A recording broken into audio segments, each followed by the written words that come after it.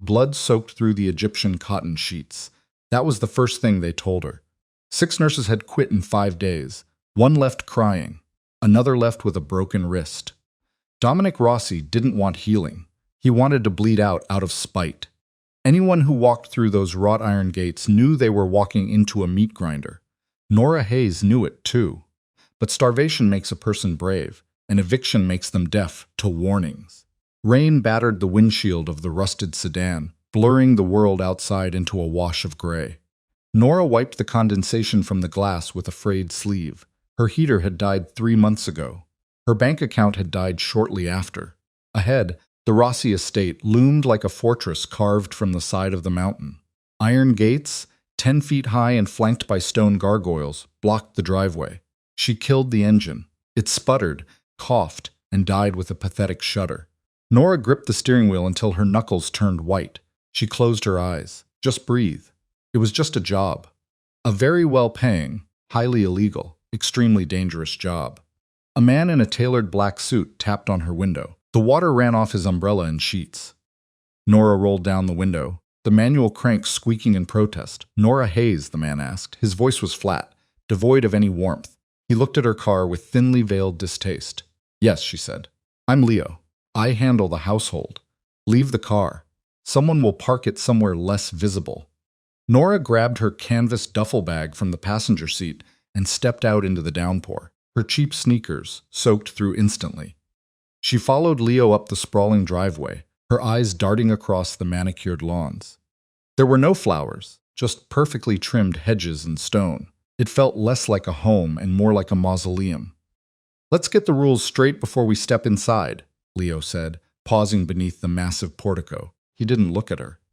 "Rule 1. You don't ask questions about how he got his injuries. Rule 2. You don't speak unless spoken to, and even then, keep it brief. Rule 3. Whatever he tells you to do, you do it. If he tells you to throw your medical supplies out the window, you ask which window." Nora adjusted the strap of her bag. It was digging into her collarbone. "I was told he has a gunshot wound to the right shoulder and a secondary infection." "He does," Leo replied, turning to finally meet her gaze. His eyes were cold, assessing. "He also has a temper. The last nurse tried to change his bandages while he was sleeping. He woke up and threw a glass lamp at her head. She needed 12 stitches. Do you have a weak stomach, Miss Hayes?" "I have rent due on Monday, Leo," Nora said evenly. "My stomach can handle anything." Leo stared at her for a long moment, then gave a single, curt nod. He opened the heavy oak doors. The inside of the house was suffocatingly quiet. The air smelled of lemon polish and faint metallic copper, blood. Nora recognized the scent immediately. She had spent 3 years working the night shift in a downtown ER before the hospital downsized and cut her loose. She knew the smell of death hovering in a room. They walked up a grand, sweeping staircase. The runner was thick, muffling their footsteps. Her wet shoes left faint, damp marks on the edges of the marble steps. She hoped Leo wouldn't notice. "He's in the master suite at the end of the hall," Leo said, stopping abruptly. "I will be stationed downstairs. If you need me, press the call button by the door. Do not press it unless it is an emergency." "A bad mood is not an emergency." "Understood." Nora walked the rest of the way alone. Her heart hammered against her ribs, a frantic rhythm that betrayed her calm exterior. She stopped in front of the double doors. The wood was dark, heavy. She didn't knock. Leo hadn't told her to knock. She pushed the handle down and stepped inside. The room was pitch black, save for the weak gray light filtering through a gap in the heavy velvet curtains. The heat in the room was oppressive. It felt like walking into an oven. "Get out." The voice came from the darkness. It wasn't a shout. It was a low, gravelly rasp scraping against the silence like sandpaper. Nora didn't move. She let her eyes adjust. In the center of the room sat a massive 4-poster bed. A figure was propped up against the headboard, shadows obscuring his face. "I said, get out," Dominic Rossi repeated. His breathing was shallow, uneven, the unmistakable wheeze of fluid pooling near the lungs. "I can't do that," Nora said. She kept her voice steady. Panic was a scent predators picked up on, and the man in the bed was a predator. Even broken, he was dangerous. "Are you deaf or just stupid?" A heavy object, a book maybe, flew from the bed and smashed into the wall inches from Nora's head. It dropped to the floor with a heavy thud. Nora didn't flinch. She looked at the book, then back to the bed. She walked over to the windows and grabbed the edge of the velvet curtains. "Leave the damn curtains alone," he snarled. Nora yanked them open. Dull, rainy daylight flooded the room. Dominic hissed, throwing his left arm over his eyes. Nora finally saw him clearly. He was drenched in sweat, his dark hair plastered to his forehead. His skin was the color of old parchment, pulled tight over sharp cheekbones. The right side of his chest and shoulder was wrapped in bandages that were soaked through with dark, rust-colored blood and the sickening yellow of infection. He lowered his arm, glaring at her. His eyes were dark, hollow, and burning with a feverish rage. He looked like a cornered wolf. "Who the hell are you?" he demanded, his voice dropping to a lethal whisper. "I'm Nora," she said, dropping her canvas bag onto a nearby armchair. "I'm the 7th nurse, and I'm going to need you to lay flat. We have a lot of work to do." Shadows stretched across the Persian rug as the afternoon rain turned into a torrential evening downpour. The silence in the room was heavier now, thicker. Dominic hadn't moved. He was still glaring at her, his jaw set so hard Nora thought his teeth might crack. "I don't need a nurse," Dominic said, every word a deliberate strike. "I need you to walk out that door. Tell Leo to pay you for the day, and never come back." Nora ignored him. She unzipped her duffel bag and began pulling out her supplies: sterile gauze, saline solution, heavy-duty antibiotics, a fresh scalpel, suturing kits. She lined them up on a silver tray she found on the bedside table, pushing aside a half-empty bottle of bourbon to make room. The clinking of metal on metal seemed to aggravate him. He shifted, trying to sit up straighter, and a sharp, involuntary gasp escaped his lips. His hand flew to his shoulder, his fingers digging into the ruined bandages. "Don't move," Nora said, stepping toward the bed. She pulled on a pair of blue latex gloves. The snap of the rubber echoed sharply. "Don't touch me." Dominic's hand dropped to his side, sliding under the pillow. Nora froze. She knew what was under the pillow. The shape was obvious. She looked at his face. The fever was burning him up. His pupils were dilated, his breathing labored. He was holding on to consciousness by a thread of pure stubbornness. "You're running a fever of at least 103, Nora stated, keeping her hands visible. "Your wound is septic. If I don't clean it and start a heavy course of IV antibiotics right now, the infection will reach your bloodstream. You'll be dead by tomorrow night. Then I die." He stared at her, unblinking. "It's my blood, my house, my choice." Nora studied him. She saw the exhaustion beneath the anger. She saw a man who was entirely used to people bowing to his every whim, terrified of his reputation. She thought about her empty apartment. She thought about the collection agency, calling her phone 5 times a day. She thought about the 74 cents to her name. She let out a long, slow breath. "No," Nora said. Dominic's brow furrowed. "What did you say?" "I said no." Nora walked right up to the edge of the bed. She didn't cower. She didn't drop her gaze. "You don't get to die on my shift. If you want to die, you can fire me. Wait until I'm off the property and bleed out on your own time. But while I am standing in this room, you are going to live. Because I desperately need this paycheck, Mr. Rossi, and I don't get paid if the patient ends up in a body bag." Silence descended. It was absolute. The rain against the glass seemed to fade away. Dominic looked at her as if she had just grown a second head. His grip on whatever was under the pillow loosened slightly. He was searching her face for fear, for the usual trembling hesitation he inspired in everyone else. He found nothing but tired, bone-deep resolve. "You have a smart mouth," he said finally, his voice hoarse. "I have a practical mouth," Nora corrected, reaching for the medical scissors on her tray. "Now, I am going to cut off these bandages. It is going to hurt. You can scream, you can swear at me, but if you pull a gun on me, I will walk out and you will rot." She didn't wait for his permission. She leaned over him. The smell of the infection was overpowering up close, a sweet, rotting stench that made her stomach turn. She locked her jaw and slid the blunt tip of the scissors under the thick tape on his chest. Dominic hissed as the metal touched his fevered skin. His left hand shot out and clamped around her wrist like a vice. His grip was shockingly strong for a dying man. Nora stopped. She didn't try to pull away. She just looked down at his hand, then up into his dark eyes. They were inches apart. She could feel the heat radiating from his body. "I break fingers," he whispered, a threat laced with pain. "And I fix them," she whispered back. "Let go." For 5 agonizing seconds, neither moved. It was a silent war of attrition, 2 people who refused to break. Slowly, incrementally, Dominic's fingers uncurled. He let his arm drop heavily to the mattress, turning his face away to stare at the blank wall. "Get it over with," he muttered. Nora exhaled quietly, the tension leaving her shoulders. She resumed cutting. As she peeled the ruined dressing away, the true extent of the damage was revealed. The bullet had torn through the upper pectoral, missing the collarbone, but leaving a jagged, inflamed crater. The tissue around it was angry, swollen red, oozing yellow pus. It had been poorly stitched, the threads pulling against the swelling. "Who did this?" she asked, her clinical focus taking over. She grabbed a saline flush and a stack of sterile gauze. "A vet," Dominic ground out. His eyes squeezed shut as she began to wipe away the worst of the grime. "Remind me never to take my dog to him." A sound escaped Dominic, harsh. It took Nora a second to realize it was a laugh, broken off halfway by a wince of pain. She paused, glancing at him in surprise. "Just clean it," he breathed, his jaw clenching again. Nora worked in silence for the next 20 minutes. She was methodical, precise.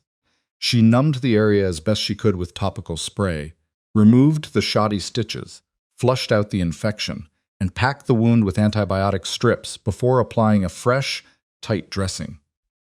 Dominic didn't make another sound, though she saw his free hand gripping the bed sheets so hard the fabric was tearing. When she finally taped down the last piece of gauze, she stepped back, peeling off her bloody gloves. "The worst part is over," she said, tossing the gloves into a biohazard bag. "I need to set an IV for the antibiotics. Then you need to sleep." Dominic slowly turned his head to look at her. His chest was rising and falling more evenly now. The manic edge of the fever was still there, but the immediate crisis had passed. He watched her prep the IV bag, his gaze heavy and unreadable. "You didn't flinch," he observed quietly. "I've seen worse," Nora replied, tapping his forearm to find a vein. "Doubtful. You'd be surprised." She slid the needle in cleanly, taped it down, and adjusted the drip rate. She gathered her trash and carried the tray back to the small table. "I'll be sitting in that chair, over there. Try to sleep." She walked over to the armchair by the window and sank into it.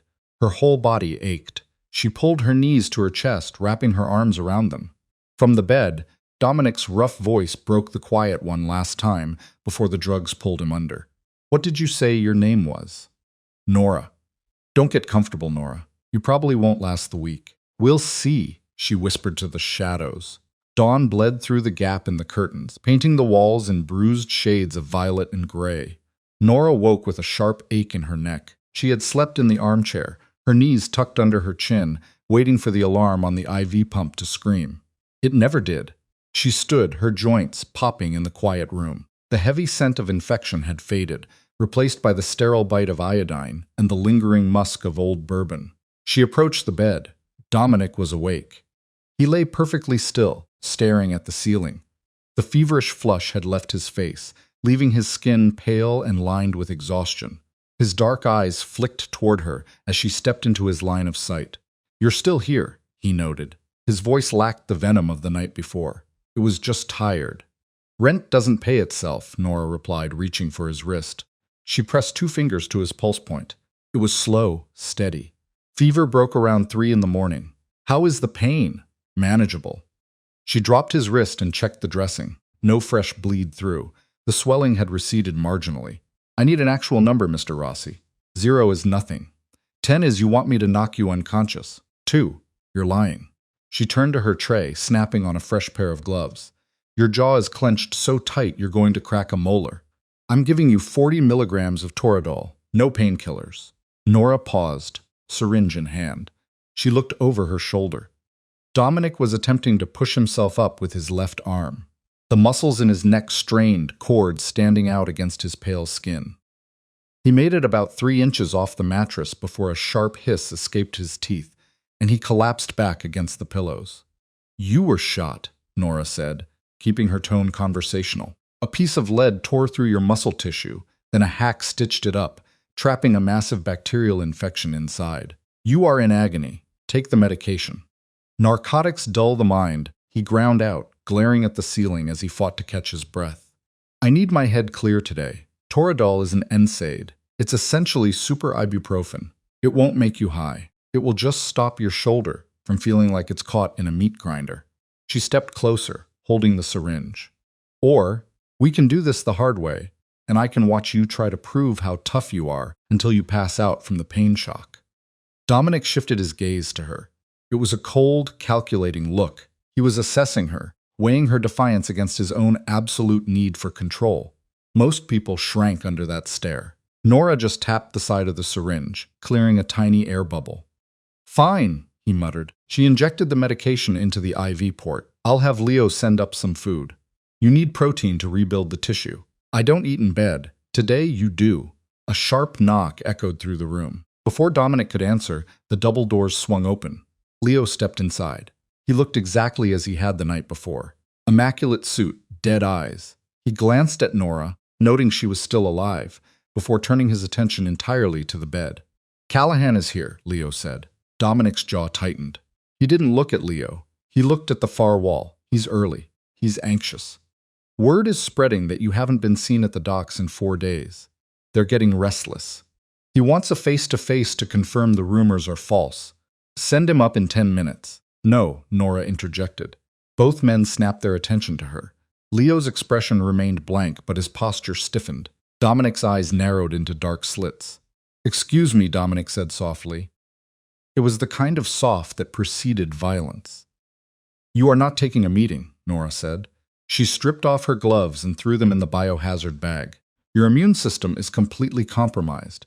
Your blood pressure is borderline hypotensive. You need sleep, hydration, and a sterile environment. Bringing some street thug in here carrying God knows what kind of germs is out of the question." Leo let out a breath that sounded suspiciously like a scoff. "Miss Hayes, you are here to change bandages. Do not overstep." "I am here to keep him alive," Nora fired back, turning on Leo. "If you bring someone in here and he catches a secondary infection, he will end up in an ICU on a ventilator.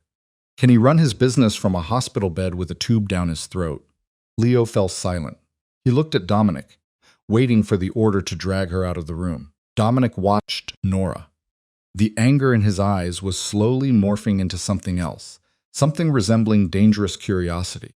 He had surrounded himself with killers, extortionists, and sycophants for a decade. None of them spoke to him like this. None of them dared. "Callahan will see me as weak if I cancel," Dominic said, his voice dropping to a low rumble. "In my world, weak means dead." "In my world," Nora countered, leaning over the bed, planting her hands firmly on the mattress, "sepsis means dead. I don't care about Callahan. I care about your white blood cell count. You can see him tomorrow." Dominic held her gaze. The silence stretched, thick and heavy. The grandfather clock in the hallway ticked rhythmically. 5 minutes, Dominic finally said, his eyes never leaving Nora's. "He comes in here 5 minutes, and he's gone. That is my final offer, nurse." Nora stood straight. She knew a concession when she saw one. 5 minutes, and I stay in the room." Leo looked at his boss, completely taken aback. Dominic gave a terse nod. "Send him up, Leo, and get me a clean shirt." Footsteps echoed heavily on the hardwood floor of the hallway. Nora stood by the window, her arms crossed over her chest. She watched as Leo entered the room first, followed closely by a man who looked like he had been carved from a block of concrete. Callahan was massive, with a thick neck and a nose that had been broken in 3 different directions. He wore a leather jacket that creaked as he moved.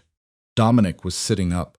It had taken 10 grueling minutes of Nora supporting his good side and Leo adjusting the pillows, but he was propped against the headboard.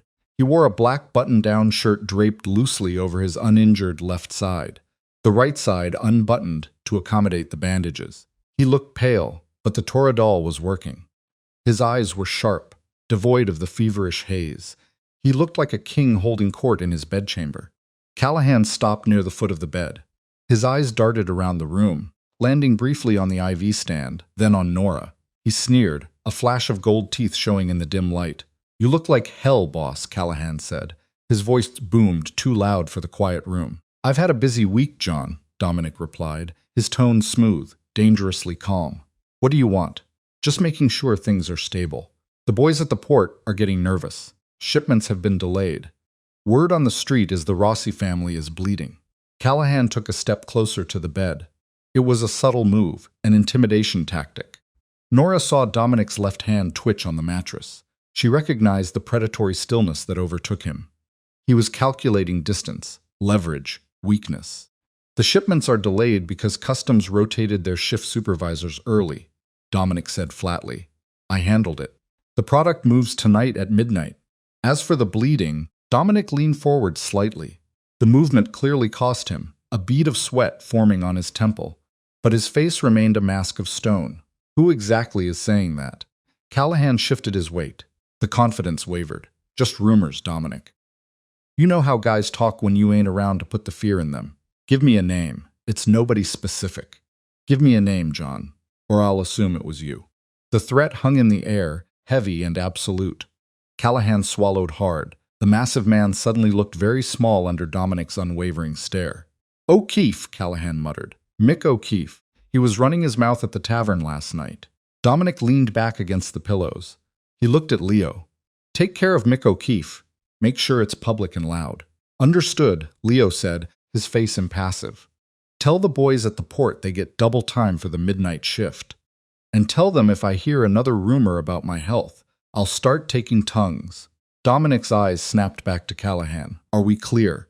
Crystal, boss. Callahan was practically sweating now. He took 2 steps back. Get out. Callahan turned and practically jogged out of the room. Leo followed, pulling the heavy double doors shut behind him with a soft click. The second the latch caught, the facade shattered. Dominic let his head drop back against the headboard, his eyes sliding shut. The color drained from his face entirely. A sharp, ragged breath tore from his lungs, and his left hand gripped the sheets with white-knuckled intensity. The adrenaline was crashing, leaving nothing but the raw, unadulterated pain behind. Nora was beside the bed in an instant. She grabbed a towel from her tray and wiped the cold sweat from his forehead. You pushed it, she said softly. There was no I told you so in her voice, just fact. Had to, he rasped, his chest heaving. Sharks smell blood in the water. They didn't smell anything today. She checked his pulse. It was racing, a frantic, rapid rhythm. You played the part well. Now, stop playing it for me. Dominic opened his eyes. They were completely unguarded for the first time. The ruthless Mafia boss was gone, replaced by a broken man running on empty. He looked at her hand, still holding the towel against his brow. It was cool, soothing. Why aren't you afraid of me? He whispered. The question seemed to slip out before he could stop it. Nora paused. She looked down at him, really looked at him. She saw the scars crisscrossing his left collarbone, the defensive wounds on his forearms. He lived in a world built on terror, and he couldn't comprehend someone who didn't subscribe to it. I spent 3 years in an emergency room, Dominic, she said, using his first name for the first time. I've had men twice your size pull knives on me because they wanted drugs. I've held a mother while she screamed over her dead child. I've seen the absolute worst things this world has to offer, and I had to go back to work the next day with a smile on my face. She pulled the towel away, her expression softening into something resembling pity.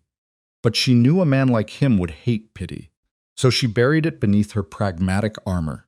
You're just a man with a hole in his chest, Nora said quietly. You don't scare me, because I'm the only thing keeping you from bleeding out in these expensive sheets. You need me. It was the most dangerous thing she had ever said. She waited for the explosion. She waited for the cold, dead eyes to return, for the threat of violence to fill the room. Instead, Dominic let out a long, shuddering sigh. He turned his head slightly, his cheek resting against the pillow, his dark eyes locking onto hers. Yes, he admitted, the word barely a breath. I do. Nora felt a strange, cold shiver run down her spine. The dynamic in the room had shifted. The line between captor and employee had blurred, leaving them entirely untethered in the quiet dark. She picked up a fresh syringe, pushing the complicated knot of emotion away.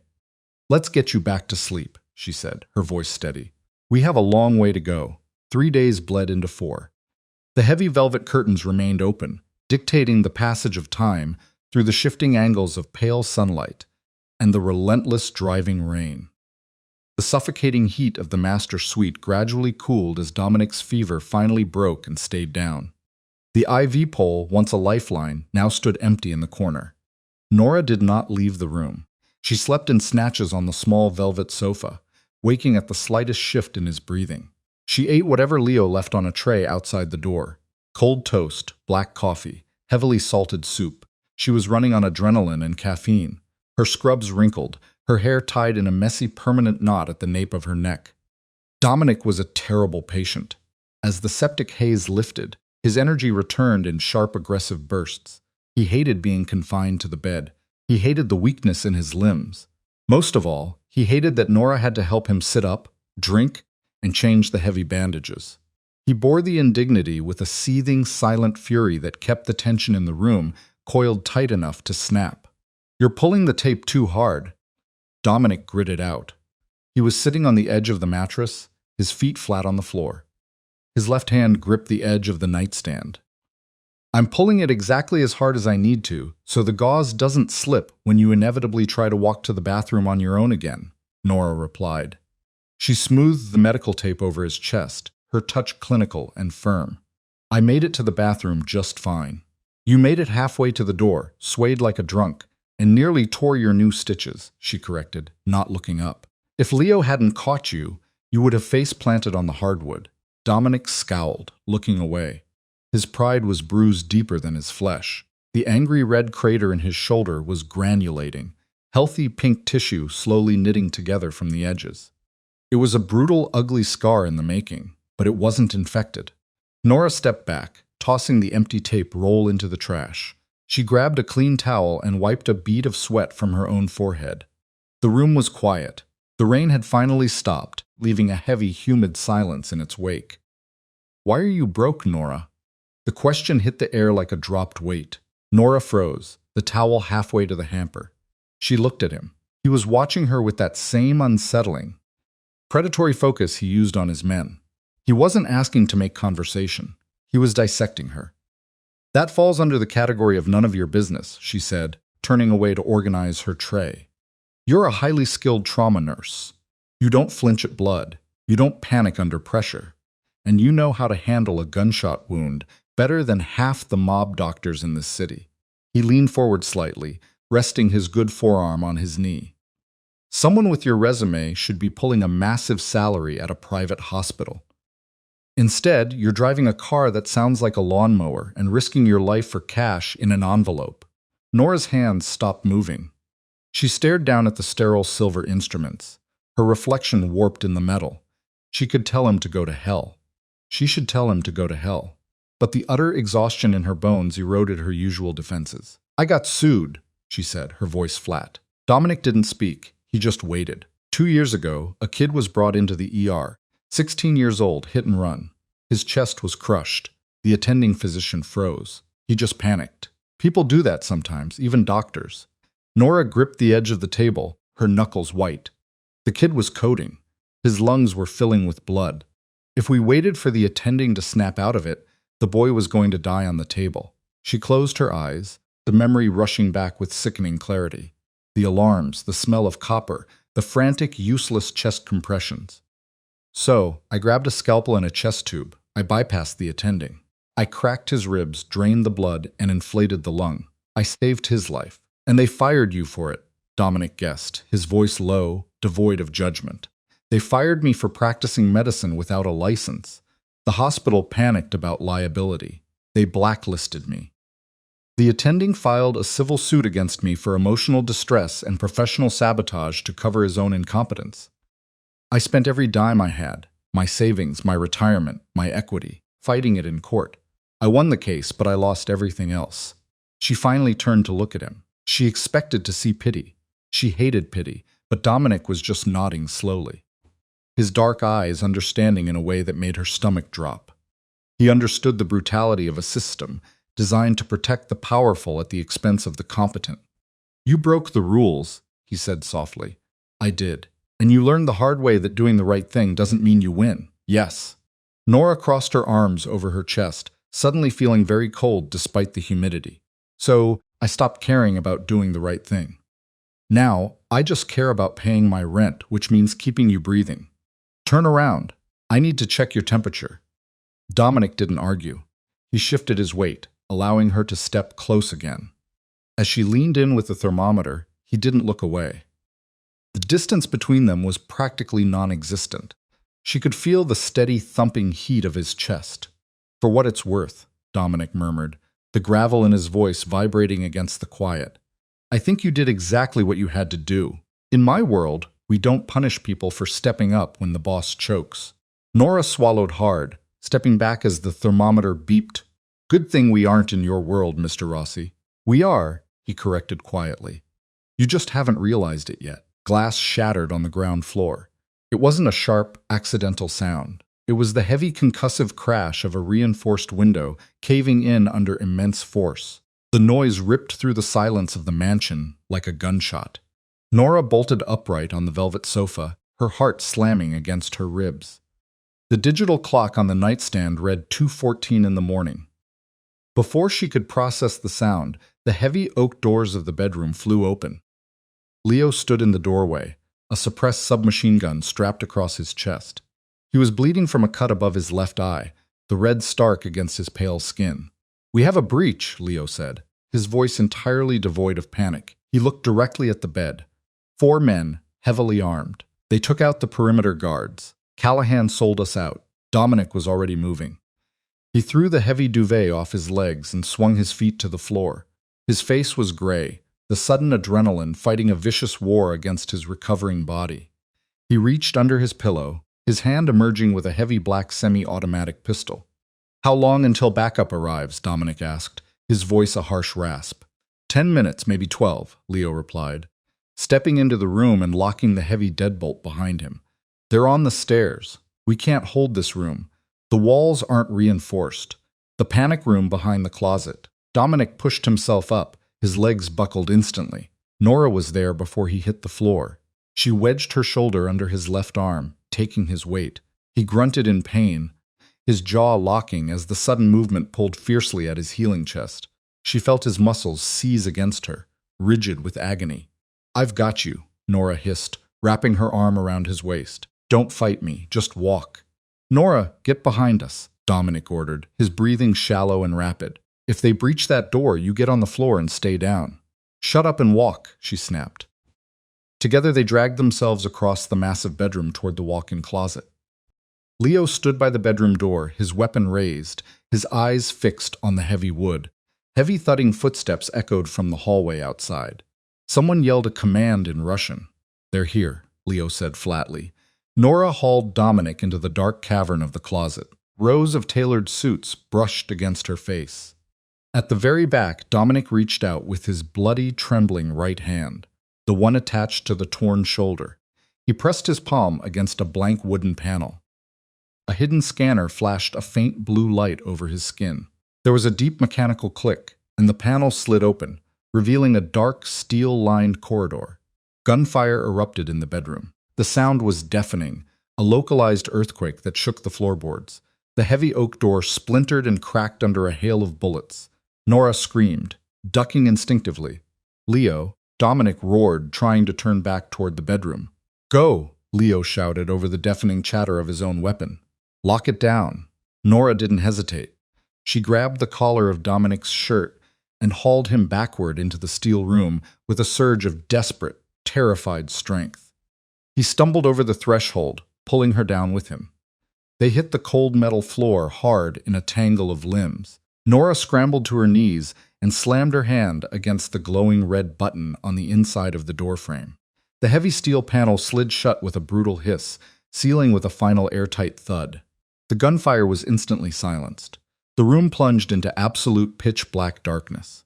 Nora lay on the floor, gasping for air. Her lungs burned. Her hands were shaking violently. Alongside her, Dominic was utterly silent. For a terrifying second, she thought he was dead. Dominic, she whispered, the panic finally cracking her voice. She heard a sharp intake of breath, followed by a wet cough. She crawled toward the sound, her hands blindly searching the dark. Her fingers brushed against the fabric of his shirt. It was wet, very wet. Don't turn on the light, Dominic choked out. His voice was incredibly weak. You're bleeding, she said, her hands moving frantically over his chest. She found the thick pad of gauze. It was soaked through. The violent movement had torn the fragile new stitches open. Warm blood coated her fingers. I need to put pressure on this. I need to see. No light, he repeated, his hand finding her wrist in the dark. His grip was loose, fading. Camera feed outside. Light bleeds through the seals. They'll find the seam. Nora swallowed her terror. She was an ER nurse. She didn't need to see to stop a bleed. She adjusted her position in the pitch black, pressing both of her hands down hard against the center of his shoulder, using her body weight to apply maximum pressure. Dominic let out a muffled, agonizing groan. His good hand flew up, grabbing her hip to brace himself against the blinding pain. "I'm sorry," she whispered fiercely into the dark. "I'm sorry. I have to." "Do it," he breathed, his forehead resting weakly against her knee. They sat in the suffocating darkness for what felt like hours.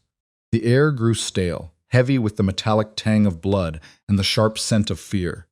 Nora kept her weight locked down on his chest, her hands slick and cramping. Dominic's breathing grew ragged, his forehead burning against her leg as the pain threatened to drag him under. She realized, with a sudden jarring clarity, that she was no longer just doing a job. The line had been crossed. The moment she dragged a Mafia boss into a hidden vault and covered his wounds in the dark, she stopped being the hired help. She was an accomplice, and as his hand gripped her hip tighter, anchoring him to the living world, she realized she didn't care. Time dissolved in the absolute blackness of the steel vault. It could have been 10 minutes or 3 hours. Nora measured the passage of reality through the frantic, uneven rhythm of Dominic's pulse beneath her blood-slicked fingers. Her shoulders burned with a fierce, lactic ache from holding her body weight over his chest. Her knees pressed against the unforgiving metal floor were entirely numb. He was slipping. She could feel it in the slackening of his muscles and the shallow, reedy quality of his breathing. "Talk to me," Nora demanded. Her voice cracked, betraying the dry terror in her throat. She pressed down harder on the wound. Dominic groaned, a wet, rattling sound. "You're heavy, and you're bleeding out in a closet. Tell me something, anything." "Keep your brain engaged, Dominic." Silence stretched. For a terrifying second, she thought she had lost him. She shifted her weight, preparing to start chest compressions blindly in the dark. Then, his good hand moved. His fingers brushed against her knee, tracing the denim fabric with a faint, aimless motion. "When I was 9, Dominic rasped, every word a visible effort. My father took me to the docks, showed me a shipping container full of stolen copper wire. He told me, he said, 'People will kill you for the wire, Dom, but they'll bow to you if you own the port.'" He coughed, his chest hitching violently under her hands. Warm blood surged against her palms, seeping between her fingers. "Don't talk about your father," she ordered, her voice trembling. "Talk about something else. Talk about a dog. Did you ever have a dog?" "A Doberman," he whispered. The edge of his voice was feather light now. "Called him Duke. He bit a contractor. Had to put him down. You're terrible at this." A faint, breathy sound escaped him. A laugh. It was a bleak, broken sound in the dark, you asked. "Stay awake. Do you hear me? You don't get to die on me after everything I did to fix you yesterday." "I won't allow it." "Bossy," he murmured. His hand fell away from her knee, hitting the steel floor with a dull thud. "Dominic." Nora shook his uninjured shoulder. "Dominic, wake up." No answer. Just the agonizingly slow drag of his breath. She leaned over him, her face inches from his. She could smell the iron tang of his blood, the bitter scent of his sweat. She realized she was crying only when a tear dropped from her chin and splashed onto his cheek. She didn't wipe it away. She couldn't spare the hands. Somewhere outside the heavy steel walls, a deep vibration rattled the floorboards. It wasn't gunfire. It was the heavy, blunt force of something crashing into the drywall. Then, absolute silence. Nora held her breath. She didn't know how the door mechanisms worked from the outside. If Callahan's men had found the seam, if they had breaching charges, she and Dominic were trapped in a steel coffin. She mentally calculated how fast she could grab the gun from Dominic's waistband. She had never fired a weapon in her life. She figured she could at least make enough noise to slow them down. A heavy metallic clank echoed above their heads. The airtight seal released with a sharp hiss. Nora threw her body completely over Dominic, shielding his head and chest with her own back, squeezing her eyes shut against the impending blast. The panel slid open. Harsh, blinding light poured into the vault. "Stand down, Miss Hayes. It's clear." Nora gasped, whipping her head around. She squeezed her eyes shut against the sudden glare, blinking rapidly until the blurry silhouette in the doorway came into focus. Leo stood there. His immaculate black suit was ruined, covered in white drywall dust and dark splatters of blood. His left arm hung limply at his side, and a fresh cut dragged from his cheekbone to his jaw. Behind him, 3 men in tactical gear with assault rifles were securing the wrecked remains of the master bedroom. "We need a stretcher," Nora choked out, her voice raw. She didn't move her hands from Dominic's chest. He tore the sutures. He's hypovolemic. If we don't get him on fluids and pack this wound in 3 minutes, he's gone. Leo didn't waste time nodding. He snapped his fingers at the tactical team. "Get the kit from the basement. Move." 2 of the men rushed into the closet, their heavy boots loud on the hardwood. They didn't look at Nora with the usual disdain reserved for outsiders. They looked at her with a grim, calculating respect. They saw the pool of blood spreading across the steel floor.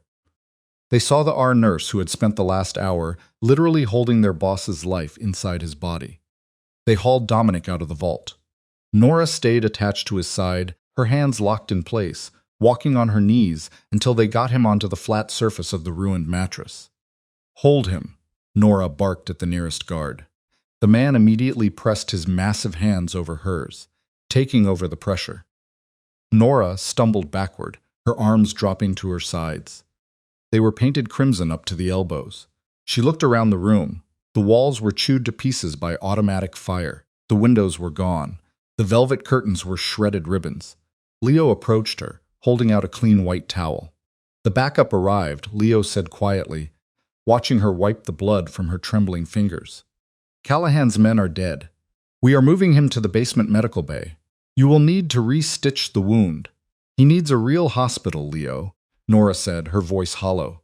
"He goes to a hospital. The feds take him into custody the second he wakes up. You know the rules." Leo looked at her. The cold, dead expression was gone, replaced by a weary pragmatism. "You kept him alive in a box. You can fix him in a sterile room. Let's go." Fluorescent lights hummed with a low, maddening buzz. The basement medical bay was a stark contrast to the opulence of the floors above. It was entirely concrete and steel, smelling fiercely of bleach and ozone. It looked like a morgue. Right now, Nora was fighting desperately to make sure it didn't become one. Dominic was unconscious on the steel examination table. 2 bags of O-negative blood hung from IV poles, pushing life back into his drained veins. Nora worked with a frantic, hyper-focused precision. She had flushed the wound with copious amounts of saline, suctioned the pooling blood, and was now meticulously restitching the torn muscle tissue. Her back screamed in protest. Her scrubs were ruined. She hadn't slept in over 30 hours, but her hands were steady. They had to be. Leo stood in the corner, his own arm wrapped in a crude field dressing. He was watching her work. He hadn't said a word in 45 minutes. "Needle driver," Nora said, holding out her hand without looking up. A moment later, the cold metal instrument was slapped into her palm. Not by Leo. Nora glanced up in surprise. One of the tactical guards, a massive man with a heavily tattooed neck, was standing beside the tray, acting as her scrub nurse. He handed her the tools with surprising delicacy. "Thanks," she muttered, returning her focus to the wound. "You saved the boss," the guard grunted, his voice like grinding stones. "You need anything, you just point." It was a stark realization. She wasn't just the hired help anymore. She had crossed a threshold. In their eyes, she had proven her loyalty under fire. She was part of the machinery now. The thought sent a cold shiver down her spine, but she pushed it aside, tying off the final thick nylon suture. She packed the wound with fresh antibiotic gauze, taped it down heavily, and stepped back, letting out a long, shuddering breath. "He's stable," Nora announced to the quiet room. "The blood pressure is coming up. The sutures will hold, provided nobody throws him into a panic room again." Leo stepped out of the shadows. "He will sleep. He better. The cocktail of sedatives and painkillers I just pushed into his IV would knock out a horse.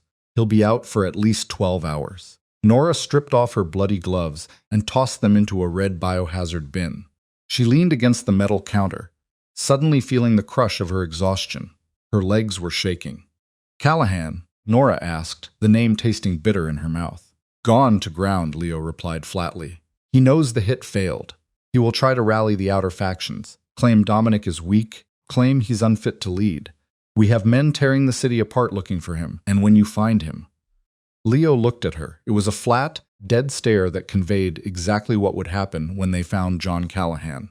Nora didn't ask again. She turned on the steel sink and began scrubbing her hands and forearms with harsh antibacterial soap. The water ran pink, then clear. She watched it circle the drain, her mind replaying the terror of the dark vault, the feeling of Dominic's fading pulse, the heavy weight of the gun in his waistband. She had a choice now. The immediate crisis was over. He was stable. She could walk away. She could demand her envelope of cash from Leo, pack her canvas bag, and drive her rusted sedan back to her freezing apartment. She had fulfilled her contract. She had survived. She turned off the tap and dried her hands on a paper towel. Leo, Nora said, not turning around. Yes, I need a fresh set of scrubs, a large coffee, black, and a chair pulled right up next to this table. Silence hung in the basement for a long moment.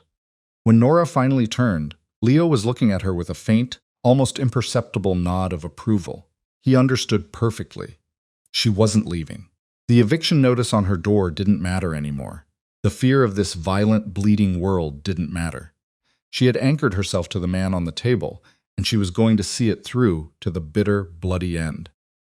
"I'll have it brought down immediately, Miss Hayes," Leo said. He walked out of the medical bay, the heavy steel door clicking shut behind him. The tattooed guard gave her a brief, respectful nod before taking up a post outside the glass partition. Nora dragged a heavy metal stool to the side of the examination table and sat down. She looked at Dominic. He looked dead. His skin was gray under the harsh fluorescent lights, his chest rising and falling in shallow, mechanical rhythms. The ruthless aura that usually radiated from him was entirely absent. He was just flesh and bone. She reached out and laid her hand flat against his uninjured left arm. His skin was cool, but his pulse was there, beating steadily against her palm. "You owe me a massive bonus for this, Rossi," she whispered into the quiet room. Dominic didn't stir. But as Nora leaned her head back against the wall, closing her eyes to steal 5 minutes of rest, she felt a subtle shift beneath her hand. Even in the depths of a chemically induced coma, his fingers twitched, instinctively turning inward to rest against her own. She didn't pull away. She let him hold on. Concrete ceilings offered nothing to look at. Nora traced the hairline fractures in the gray cement above the examination table, her eyes burning with gritty exhaustion. 12 hours had bled away in the subterranean quiet of the medical bay. The harsh fluorescent lights had been mercifully dimmed, leaving the room swathed in cool shadows. A sharp, sudden intake of air broke the silence. Dominic's left hand shot out blindly, a defensive strike aimed at an invisible threat. His fingers closed on empty air, his body jerking upward before the agony in his right shoulder slammed him back down against the steel table. A low, guttural groan tore from his throat. Nora was out of her chair instantly. She caught his flailing left arm, pinning it gently but firmly against the mattress. "Don't move. You tear those stitches again, and I will personally shoot you," she warned, her voice a rough whisper. Dominic's chest he heaved. His eyes flew open, wild and unfocused, blown wide by the heavy narcotics. It took him several seconds to find her in the dim light. The feral panic in his gaze slowly dissolved, replaced by a profound, agonizing weariness. He looked at her hand, still wrapped around his wrist. Then he looked at the concrete walls, the IV bags, the sterile instruments on the metal tray. He remembered the vault. He remembered the dark. "You're still here." His voice was wrecked, barely more than a dry rasp of air. "I'm still here," Nora confirmed. She released his wrist to grab a plastic cup of water and a sponge swab. She moistened his cracked lips. "You lost nearly 2 pints of blood. You have enough sedatives in your system to drop a rhino. Do not try to sit up." Dominic swallowed hard, wincing as his dry throat clicked. He didn't look away from her face. He studied the dark circles under her eyes, the dried blood flaking on the edge of her collar, the sheer exhaustion pulling at her features. "Why?" he asked. It wasn't a demand. It was a genuine question from a man who understood transactions, but couldn't calculate the math of her staying. "I told Leo to pay you. You could have walked out the door." Nora tossed the swab into a yellow bin. She leaned her hip against the edge of the table. "I thought about it. I really did. I could have paid my rent for 6 months with the cash Leo offered. But you didn't. No." She met his gaze. The air between them felt different now. The clinical distance of the nurse and the cold intimidation of the boss had burned away in that dark vault. Because I fixed you. Twice. I put too much work into keeping you breathing to let you die of stupidity the second I walk out that door. Dominic let out a short, breathy sound that might have been a laugh if it hadn't caught in his ruined chest. He turned his head slightly toward her. You have a terrible sense of self-preservation. Nora, so do you. We make a great team. The heavy steel door at the far end of the bay clicked open. Leo stepped inside. He had changed into a fresh suit, perfectly tailored, though a white bandage still peeked out from beneath his collar. The dead, empty look had returned to his eyes. He stopped at the foot of the bed. Boss, Leo said, his tone perfectly even. Dominic didn't shift his body, but his entire demeanor changed. The vulnerability vanished, locked away behind a wall of cold, brutal authority. He was the king again, even flat on his back. Status, Dominic commanded. Callahan is handled, Leo reported. He tried to board a freighter headed for South America. The dock boys found him hiding in a shipping container. They didn't ask questions. The outer factions have been sent the evidence. The mutiny is over. The streets are quiet. Nora felt a chill run down her spine, but she kept her face carefully blank. She knew exactly what handled meant. She didn't flinch. Dominic was watching her out of the corner of his eye, waiting for the revulsion, waiting for her to finally break and run from the monster he was. She simply picked up a blood pressure cuff and wrapped it around his left bicep. Dominic looked back at Leo. Clean up the mess upstairs. Pay the guards triple for the week, and find whoever gave Callahan the security codes for the gates.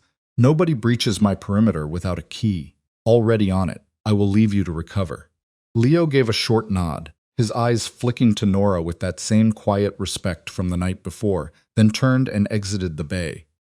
The silence returned, thicker this time. The reality of his world sat heavily between them, violent, ruthless, absolute. Nora pumped the blood pressure bulb, watching the gauge dial flutter. Pressure is stabilizing, she noted clinically, releasing the valve. Dominic reached out, his large, calloused hand wrapped around her wrist, stopping her from pulling away. His grip wasn't tight, it was just an anchor. I am not a good man. Nora, he said quietly, the gravel in his voice scraping against the quiet room. The things I do, the things I command, they don't belong in the same room as someone like you.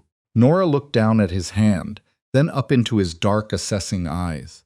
She thought about her old life, the sterile hospital corridors, the corrupt administrators, the crushing weight of a system that chewed up the innocent and protected the guilty. She had played by the rules her whole life, and it had left her broken and starving. There are no good men, Nora said softly, her voice steady. There are just men who lie about what they are and men who don't. You don't lie, Dominic. She didn't pull her hand away. Instead, she turned her wrist slightly, her fingers brushing against his pulse point. It beat strong and steady against her skin. I'm staying, she told him, a vow sealed in the fluorescent gloom. You're going to need someone to change these bandages for the next 3 weeks, and someone has to remind you that you aren't invincible. Dominic's lips curved into a faint, dangerous smile. The kind of smile that promised 100 different kinds of trouble. His thumb slowly stroked the inside of her wrist. Then you better get comfortable, nurse, he murmured, his eyes locking onto hers with a burning intensity. Because you're never leaving. That's how you break a king, not with a gun, but with cold, hard defiance.